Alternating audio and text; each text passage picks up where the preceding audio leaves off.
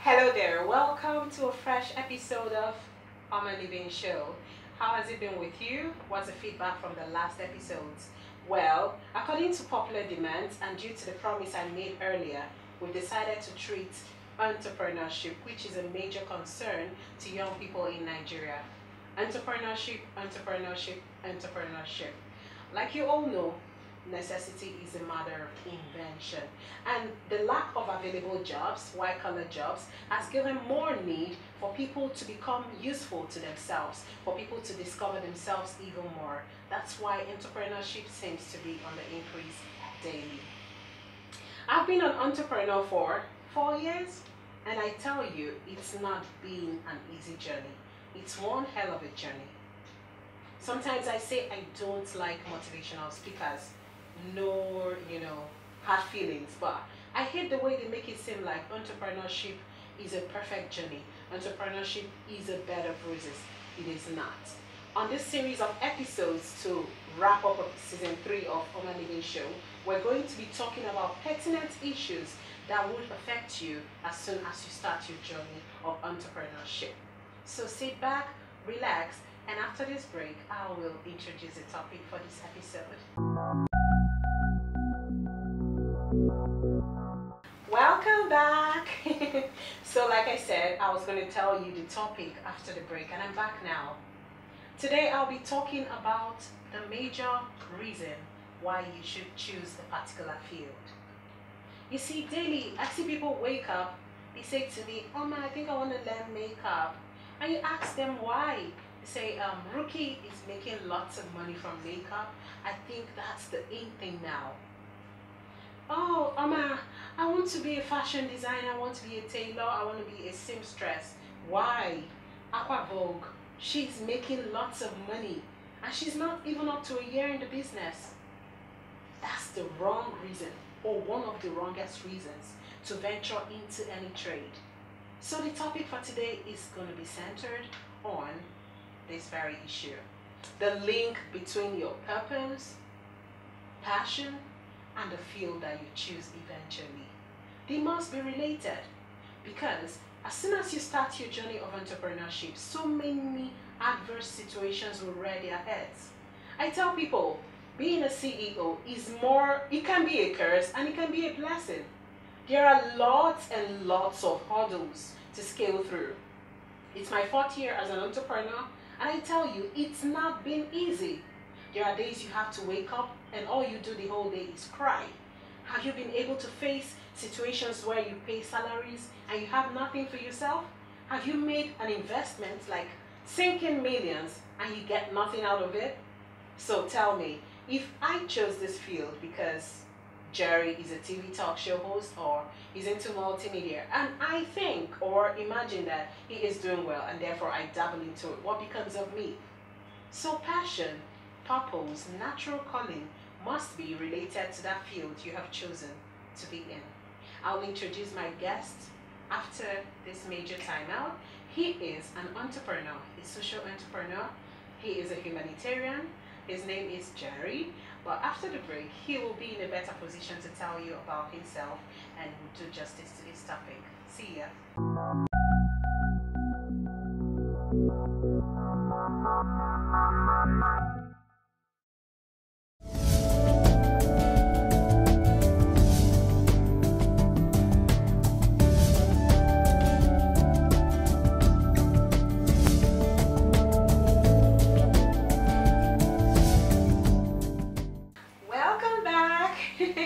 So before the break, I talked about this wonderful guest. His name is Jerry. He'll be my guest on this episode. I will be talking about the relationship or the link between your passion and purpose. Your field you've chosen to, venture into. Entrepreneurship is a big deal now. Every youth doesn't want to stay idle, so we want to be sure that you make the right choice. We want to be sure that you're not called to be a farmer and then you choose to start modeling because your neighbor is a model. We want to make sure that your purpose is linked to your choice. So I introduce onto the show for this episode, Jerry. Thank you very much, Oma. Jerry, wow, it's been ages. Yeah, sure. I saw you last at your event. Baby. Yes, Exactly. it was a wonderful one, by the way. Oh, thank you very much. I thought so much about you before you came in. I was like, I'm going to introduce Jerry. Which is what you do best, actually. Okay, so Jerry is on the show today. We'll be talking about the relationship between the choice you've made, the path you've chosen to take as an entrepreneur, and your passion and purpose.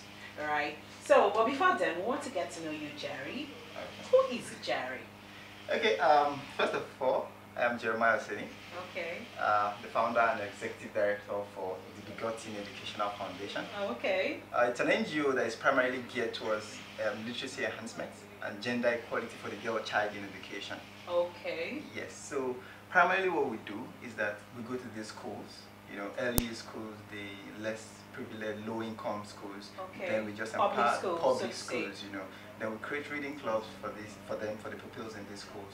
We supply them with the books. Volunteers get to visit the schools once every week, that's on Friday, to motivate the pupils in the clubs to say, okay, this is why you need to read, this is what you will become when you read, and we give them an example, show them an example, individuals who became, icons, legends just because they read their books. So, and indirectly, this keeps them in school.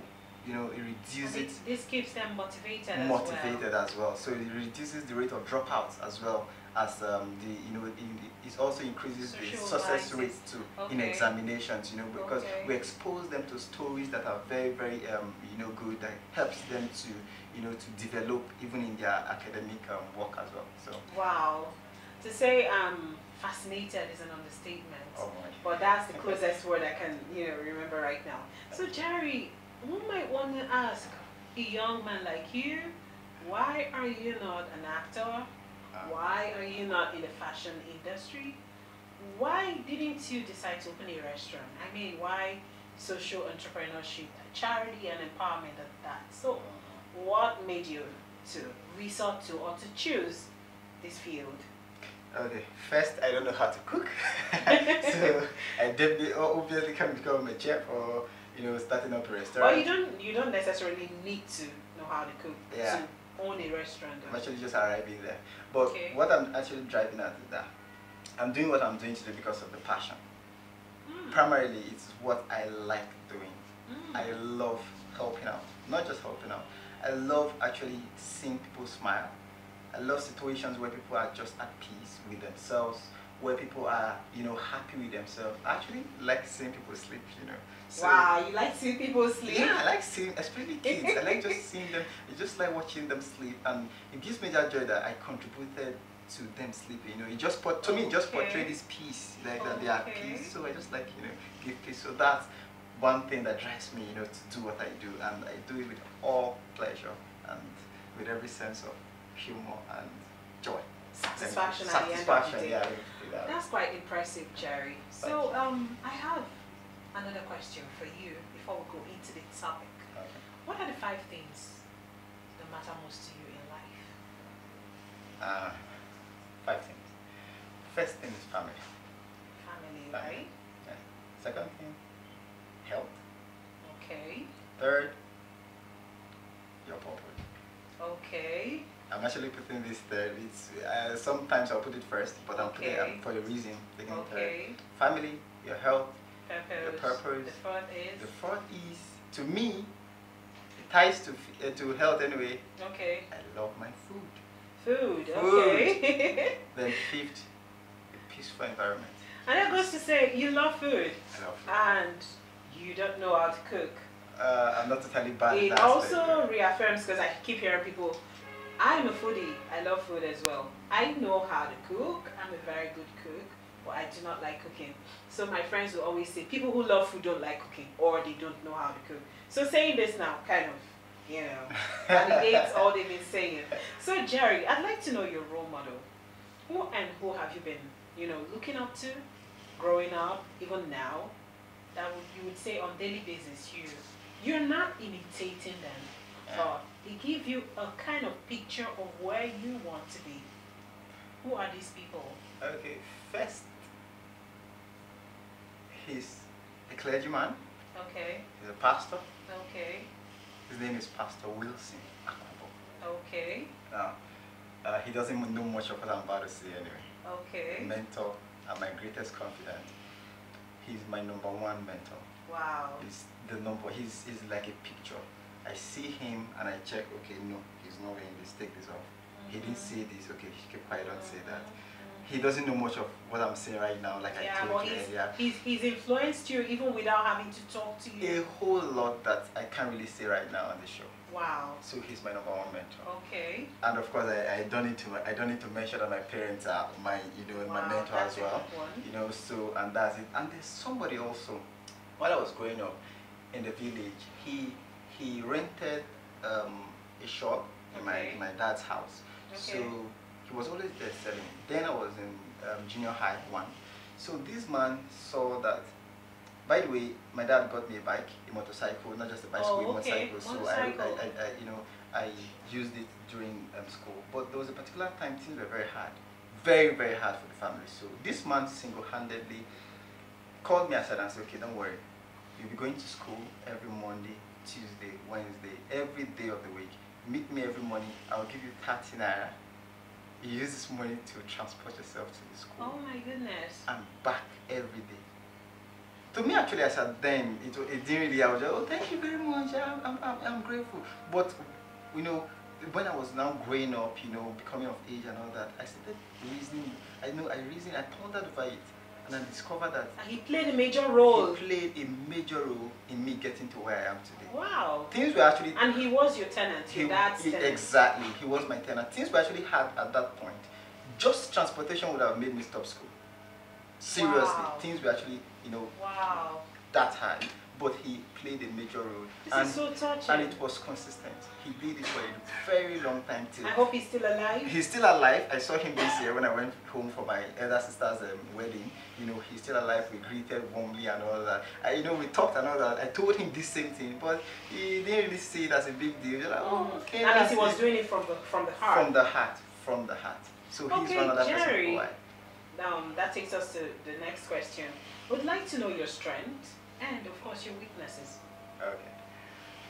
Strength is my expression. Okay, you're a very expressive person. Expressive person. I'm outspoken. That's it. Okay. And your weaknesses? My weakness, most time is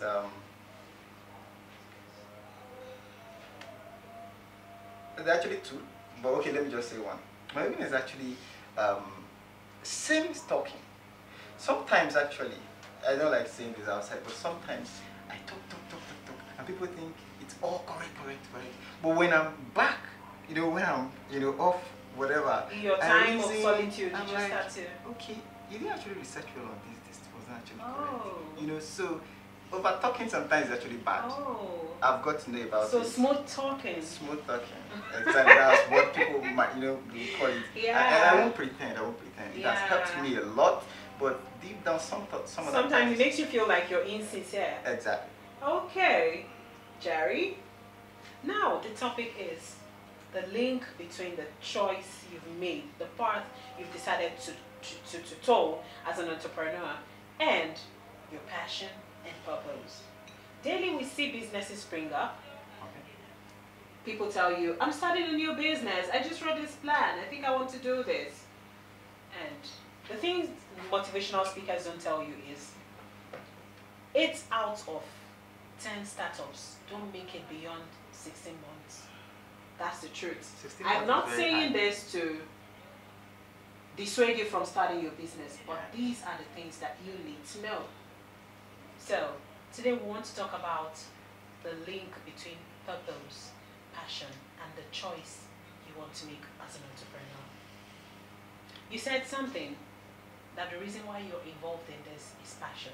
So what do you think the link should be between the path you decided to tread and your purpose as an entrepreneur? Okay, that's a very, very tight question.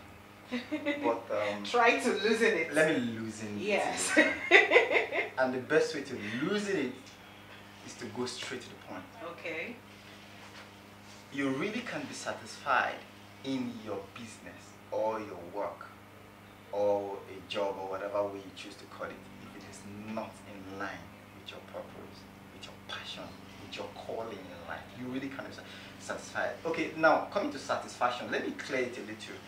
I'm not trying to say you won't be a fulfilled person in life. That's not what I'm saying. Satisfaction can come from your family, that's what I put first. You know, you can either find satisfaction from your family angle, or from your business, from your work, you know, or from something within you, your personal. And satisfaction doesn't always have to be money. Exactly. It could be mental. Exactly. It could just be a state of mind. Yes. It could just be a state of mind. Because I've seen. Okay, yesterday I was talking to some man. He's almost an ED in a bank. He earns so much, but he's not happy. He wants to leave banking for filmmaking. Alright. So he is earning the money. He has all the money. He is comfortable. He lives in Wuse too. Yeah. But he's still not happy. It feels like I was like, I could understand it, but I was trying to tell him, but sir, you don't have to leave your salary that is almost in millions. In millions, not almost. For something you're not yet sure of. He tells me, I feel like a slave. Yeah. So that's talking about satisfaction. That's talking about satisfaction. And now, when you really want to get satisfaction, you have to make sure that that thing is in line with your purpose. But that doesn't mean that you won't go far in something you're doing that is outside your purpose. You will go far, but it depends on the motivation. Now, if you ask me, I am 100% into my NGO. 100% working with my angel. That's what, like, it's your life. That's my life. That's what I sleep with. That's what I wake up with. That, if you go to my notepad, my to-do list, that's everything in there. Now, but somebody can give me a job and say, come become this football coach somewhere, and based on the fact that, actually I already have some little ideas about coaching, you know, technicalities that is, you know, in that field of play, and because the motivation is good. Like you mentioned, you talked about the salary now for this banker. Yeah. And somebody say, okay, come, we're going to give you 800, we're going to give you 1.5 million, you know, football, it's a big deal. I'm just going to think about, oh, Jerry, it's true. You know that your NGO needs some things. Why not just, you know, take this thing, give yourself 8 months, then, of course, you're always going to go back to the NGO thing and all that. Then that's the motivation. Now, I go in there with my level of expertise and, of course, personal development along the line. I do well, you know, becoming the coach, you know, coach this Suzuzu FC, and, of course, they get so many trophies. At the end of the day, I'm 45, I'm 50, then I retire. I want to go back to your I want to go back to the NGO. This is where the problem comes from now. Because I've spent a whole lot of time getting satisfaction from the motivation of a job, which is money, from a job that is outside my calling, while I was busy starving the other one. Now, me going back at age 50, if it's still even far, me going back at age 40, let's even say 35. Let's even say 35. There are so many things I can no longer do. Right now, as I'm managing my NGO today, I can tell you anyway a secret. There are so many advantages that I have. Number one of them is the fact that I am young. Let me be clean. There's lots of sympathy come your way. People are fascinated and say, oh wow. Exactly, you get that. So now, there are just some things you can't do anymore. There are just some trust you can't be able to, you know, acquire at that particular point in time. I used to tell you this thing. I tell them, okay, we're happy, it's end of the year. Today is December 31st, everybody's shouting, hey, hoo-la-la, hooray, hey, it's going to be New Year by the... And I call and say, come, I have 2 news for you. They're not actually bad. One is actually very good. Oh, glory be to God. Oh, you didn't fall sick this year, you didn't die this year, you didn't lose a loved one, that's fine. But I come to them and say, come, babe, but think about this thing. By 12 midnight today, or 12:01 tomorrow morning, you must have spent another 365 days of your life, which will never return back again, no matter what you do, no matter how good you eat, no matter how good your doctor is, no matter how best, if you go to Dubai and use the Dubai Healthcare Center for whatever, you're not going to get this 365 You're not going to get it back again, it can't be reversed. So the question is, what have you done? Okay, now I'll take you back to the motivation, which is money. That's assuming you're supposed to go take a coaching job in some football club. Now we're making it seem like it has worked, you got the money. Fine, that's a consolation. But what about abandoning your passion and your purpose to take that job? And after the second month of receiving your salary, the company folds up. Okay. Or they don't fold up, but they start to owe you, and you're still keeping faith because you've received two. Yeah. So yeah, they will pay me, and you waste 1 whole year. You abandoned your NGO, remember. So how do you cope with that? First of all, you just have to tell yourself the truth that you failed. Right? And to me, failure is not what the world sees as failure. Failure is just success in another dimension. Yeah. No, actually, sorry, not success. It's just a result in another dimension, yeah. in another direction also. It's just a result that you didn't plan to, because you also learn from that. If somebody is if a beautiful peacock is trying to come shake, you know, those colors again another time, you'll be able to say, hey, I've seen this before now. I've seen this before now. This doesn't move me, because you've been able to learn. So it's not actually like you failed, your back is now on the ground or something. No, you've learned from it. It's a result from another dimension. So you just have to accept that you failed in that aspect for you to replan your life. Yeah. So Jerry, so basically all we've been saying is that when the path you've chosen as an entrepreneur is linked to your passion and purpose, it gives you more fulfillment in other ways. Satisfaction, fulfillment in other ways beyond money. Yeah, exactly. So Jerry, I want to ask you one final question. As an entrepreneur, you start your business, it's in line with your passion and your purpose. What advantage do you have over the one who is just following trend? This is beautiful. There's this thing that is called copycat. We all know that. Yeah, copycat syndrome. Yeah. There's this other thing that is called people tend to think it's a promotional offer or it's a cheap way of marketing where people they just do the thing. You want to start that particular business, but you just allow this other guy to do it and dominate the ground, especially when it's a new you know, kind of product or services. You just allow them to dominate the ground. Then you just move in and think you want yes on what they've done, their existing platform. Now, I don't have a particular need to tag that, but if you find yourself doing this already, just know that that business you're doing is not your calling.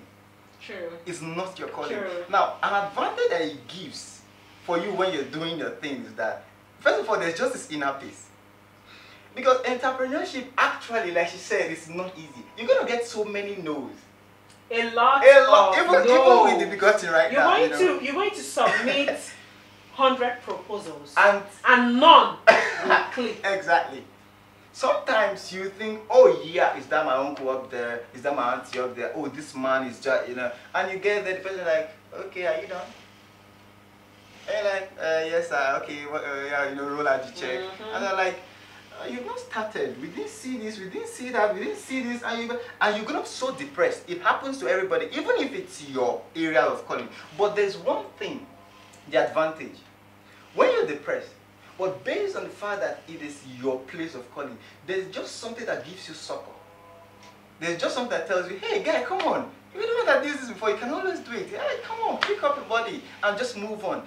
And that will be able to sustain you, to get back to your feet, and we give you the enablement to learn from that. Yes, and then re-strategize. And re-strategize. So, first of all, the peace that it gives. Secondly, it just gives you this urge. You'll be able to you'll be flexible enough to just do your thing, to just go out there, to just know that you're not going to offend anybody. Because actually, if you're copying somebody, you're still going to, like a thief who is... You get frustrated. Yeah. You know, you're just going to, like a thief who is, you know, going to the pot. Stealing is actually very hard. So you have a lot of watching and all that. But when it's your thing, you're so free, you're doing it, you can tell anybody, you can, you know, somebody will ask, okay, where do you get this from? You can, okay, I got it from here, you're so free. Yeah. That's what it gives you, that's an advantage. And you give yourself time, you're moving at your pace. Exactly, and all of that. Exactly. It was nice, absolutely nice having you on the show. Thank you. Once again, thank you. Thank you for coming around. You're welcome. Alright, I've been talking to Jerry of the Begotten Educational Foundation. I've had quite a lot of thrills and frills and fun talking to him. So, I'll be right back after the break.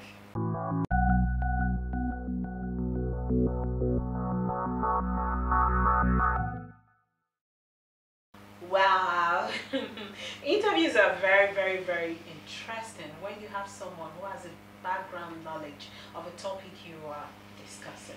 I've been talking with Jerry, and dude is loaded upstairs. So I'm calling you to support him, volunteer to be part of his team. The foundation is called the Bigoten Educational Foundation. So please try to keep in touch with him as we run his profile, pick his Instagram handle, and contact him and do something with him or support the foundation.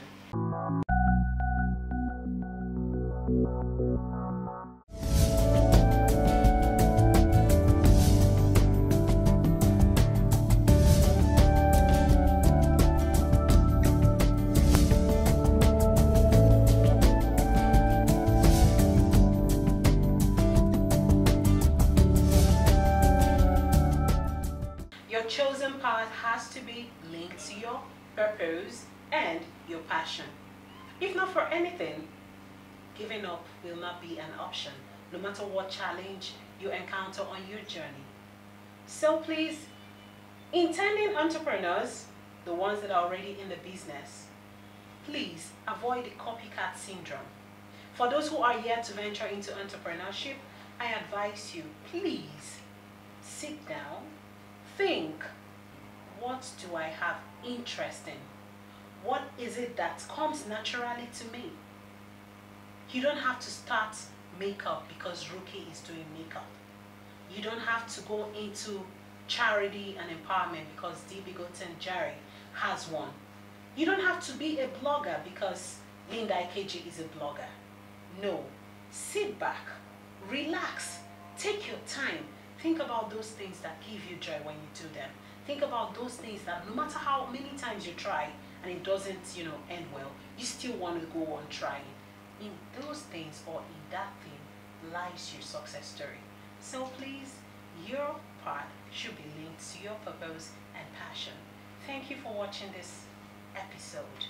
We're coming back on the next episode with something even more fascinating.